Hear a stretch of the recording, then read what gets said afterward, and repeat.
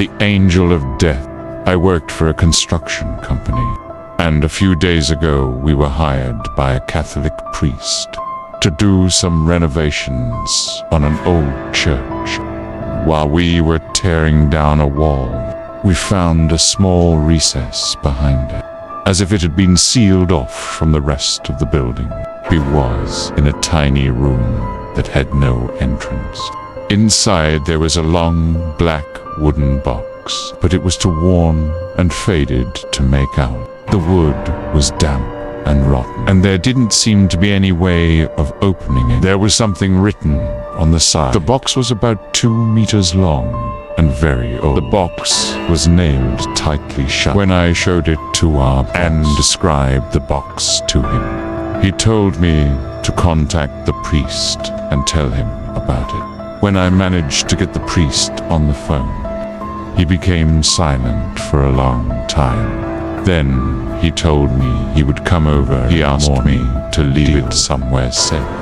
I carried the box. I'll come over in the morning and left it and in a deal. In the corner. meantime, please leave it somewhere safe. By that time, it was almost evening. Since the church was not in use, I figured it would be safe there. The next day, when I arrived for work, my boss came hurrying. And you're not going to believe. Last night, 2 of the night watchmen, I hurried into the church. The morons went, and so I packed up my things and went home. That box you found, I suddenly had a very bad feeling in my stomach. My co-workers were standing around. The 2 night watchmen sitting on the ground. Beside them, the wooden box lay open.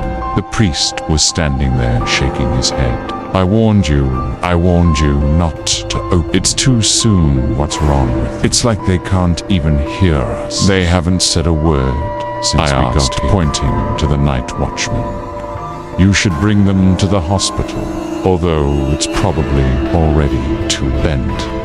I walked over and peered into the wood. I was shocked to see that it contained a body.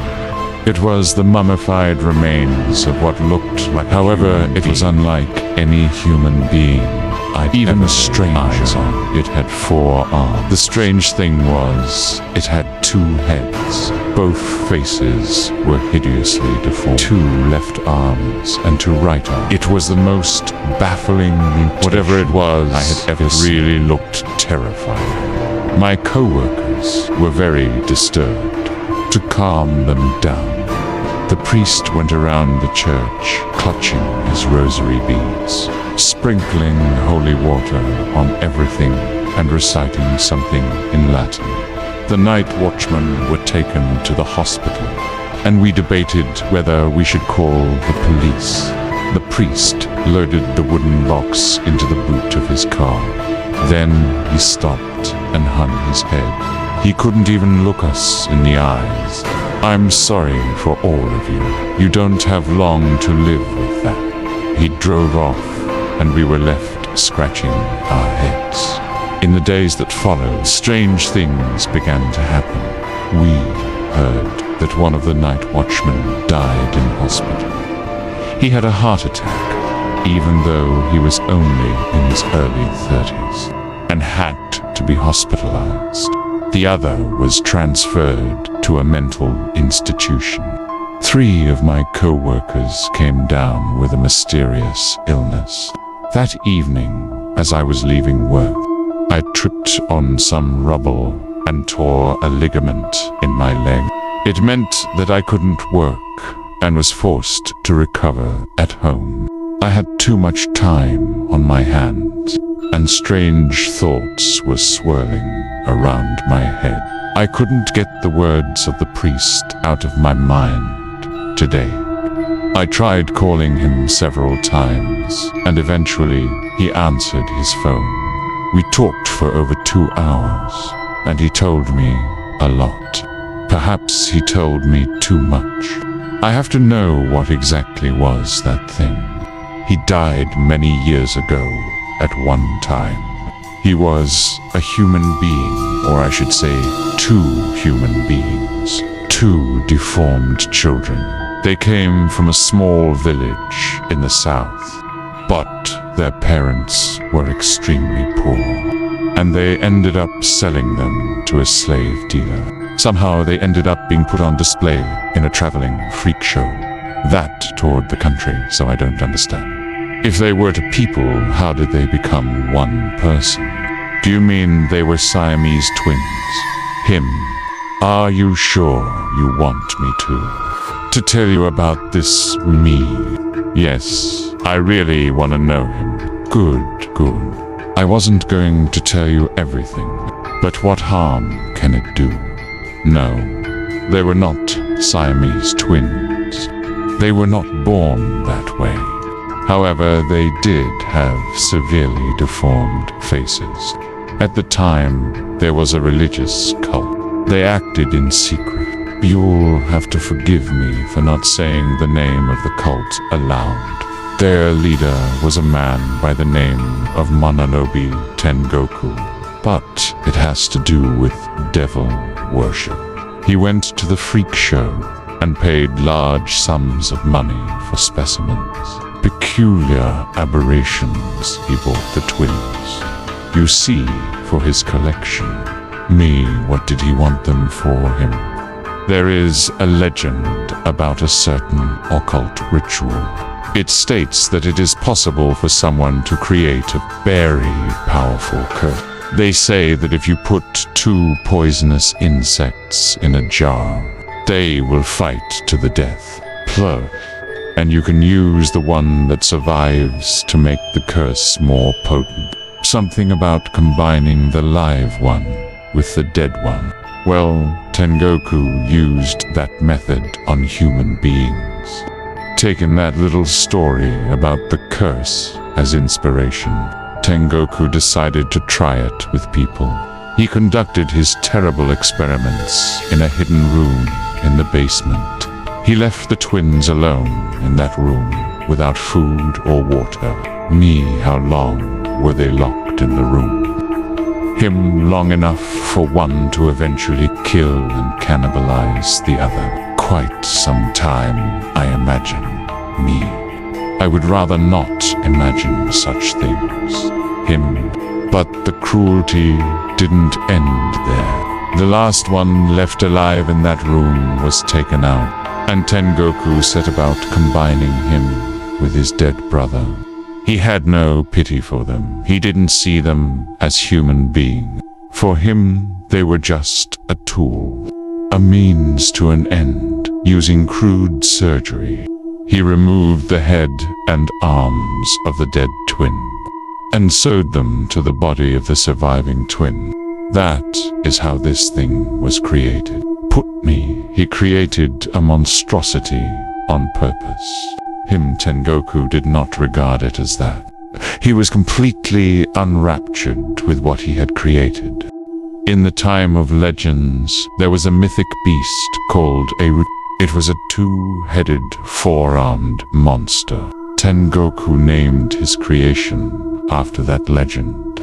He and his followers worshipped it like an evil deity. They locked it in a room and starved it to death. Then they performed dark occult rituals in honor of it.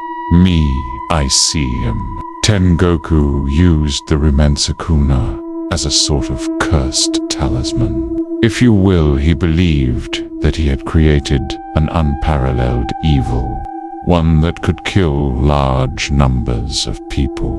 An angel of death. Who was the target of the curse? Every living thing in this world. What? Every single person on Earth. Was Tengoku crazy or something? That's definitely possible. The curse is very powerful.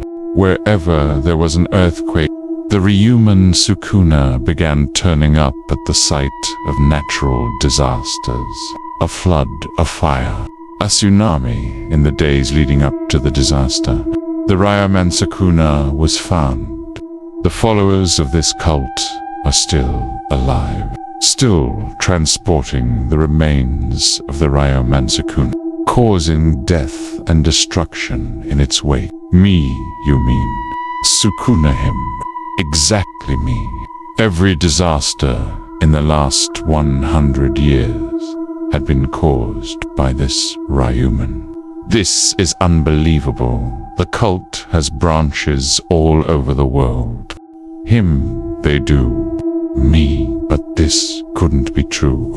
Their goal is the destruction of every living thing in this world. It's just a coincidence, right, him, that the Ryuman Sukuna has appeared before. Every disaster that has occurred in the last 100 years. Well, it would have to be a very amazing coincidence. Me, where's the Ryuman Sukuna now? Pinned somewhere safe until it is needed. Again. Me, you're bringing it somewhere else. Per him in the future. Yes, me. You're a member of this cult. Aren't you him? I was wondering if you'd ask me that. Me, you are. Are you crazy or something? By him, that's definitely possible. Me, what is going to happen? Till him, I don't know precisely. The Ryuman Sukuna determines what happens. We can only watch from afar and revel in the wanton death and destruction. Me, why have you told me so much? Him, I'm sorry, but it doesn't matter, you see. You won't be alive much longer in any way. Who would believe you? But how can you do this? It's evil. It's meaningless slaughter. What goal does it serve? What could be the point? Let's leave it at that. Don't call here again after he hung up the phone. I began racking my brain, trying to figure out what I should do. I couldn't warn anybody he was right. No one would believe me. I immediately booked a flight out of the country. At least I could try and save my own skin. I'm on my way to the airport right now. I hope I can get away in time. I hope it's not too late if you are watching the news and you see reports of a disaster in the next few days. One that kills a large number of people. Then you will know what caused it. Just pray that this real Mensokuna doesn't turn up in your country.